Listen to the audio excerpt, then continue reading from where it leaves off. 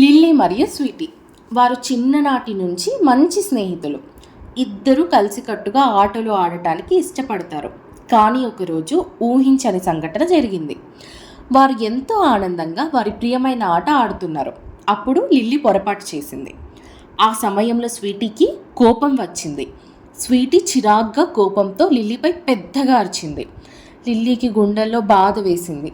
కొంతసేపటి తర్వాత స్వీటీ గ్రహించింది తన మాటల వల్ల లిల్లీ మనసుకు చాలా బాధ కలిగిందని.